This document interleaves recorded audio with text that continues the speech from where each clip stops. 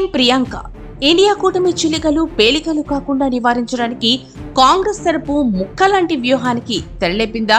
రాహుల్ నేతృత్వంపై కొద్దిపాటి అనుమానాలు, అభ్యంతరాలు వ్యక్తం చేస్తున్న కూటమి భాగస్వామ్య పక్షాలను మళ్లీ ఏకతాటిపైకి తీసుకురావాలంటే ప్రధాని పదవికి ప్రియాంక పేరును ప్రతిపాదించడమే మార్గమన్న భావనకు వచ్చిందా అన్న అనుమానాలను పరిశీలకులు వ్యక్తం చేస్తున్నారు. చాలా కాలంగా అంటే 2019 ఎన్నికల కంటే ముందు నుంచి కూడా కాంగ్రెస్ లోని ఒక బలమైన వర్గం ఈ డిమాండ్ చేస్తూనే ఉంది. అయితే హైకమాండ్ ఈ డిమాండ్ ను పెద్దగా ఖాతరు చేయలేదు. రాహుల్ గాంధీ నేతృత్వంలోనే కాంగ్రెస్ ముందుకు సాగుతుంది అన్న విధానానికే కట్టుబడి ఉంది. పైగా రాహుల్ ను ప్రధానిగా చేసి పార్టీ మాజీ అధినేత్రి సోనియా గాంధీ కలను సాకారం చేస్తామంటూ చెప్తూ వచ్చింది.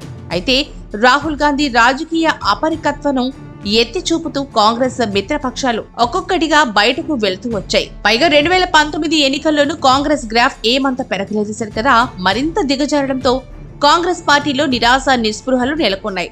రాహుల్ గాంధీ నాయకత్వ పటిమపై పార్టీలోని అనుమానాలు పొడసూపాయి. దీంతో 2019 ఎన్నికల్లో ఓటమికి బాధ్యత వహిస్తూ రాహుల్ గాంధీ ఏఐసీసీ అధ్యక్ష పదవికి రాజీనామా చేశారు. అయితే 2 వరుస ఓటముల తర్వాత కాంగ్రెస్ మళ్లీ పుంజుకోవడానికి గట్టి ప్రయత్నం చేసింది.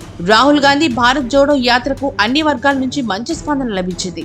దీంతో 2024 ఎన్నికలపై కాంగ్రెస్ ఆశలు పెంచుకుంది. అయితే మోడీని బీజేపీని ఢీకొనాలంటే బీజేపీయేతర పార్టీలని సమిష్టిగా కదలాలని, లేకుంటే పార్టీ పుంజుకున్న అధికారం చేజెక్కించుకునే అవకాశాలు అంతంత మాత్రమేనని కాంగ్రెస్ గ్రహించింది. ఇక అదే సమయంలో బీజేపీయేతర పార్టీలను బలహీనం చేసి ఏకపార్టీ స్వామ్యం దిశగా భారత్ ను నడిపించాలన్న బీజేపీ ఉద్దేశాన్ని పసిగట్టిన బీజేపీయేతర పార్టీలు, మరీ ముఖ్యంగా తృణమూల్ కాంగ్రెస్, ఎన్సీపీ, సమాజ్వాదీ పార్టీ, పలు ప్రాంతీయ పార్టీలు కాంగ్రెస్ నేతృత్వంలో సమిష్టిగా పనిచేయడానికి స్థూలంగా ఒక అంగీకారానికి వచ్చాయి. ఓటమికి కాంగ్రెస్ నేతృత్వంపై పెద్దగా అభ్యంతరాలు లేకపోయినప్పటికీ రాహుల్ నేతృత్వంలో పనిచేయడం విషయంలోనే భాగస్వామ్య పక్షాల్లో వేరభిప్రాయం ఉన్నట్లు పరిశీలకులు విశ్లేషిస్తున్నారు. ఇక ఈ నేపథ్యంలోనే సరిగ్గా సార్వత్రిక ఎన్నికల ముంగిట తొలుత జేడీయూ ఇండియా కూటమి నుంచి వైదొలిగి ఎన్డీఏ గుడ్డికి చేరడం, తృణమూల్ వచ్చే సార్వత్రిక ఎన్నికల్లో ఒంటరి పోరికే మొగ్గు చూపడంతో విపక్షాల ఐక్యత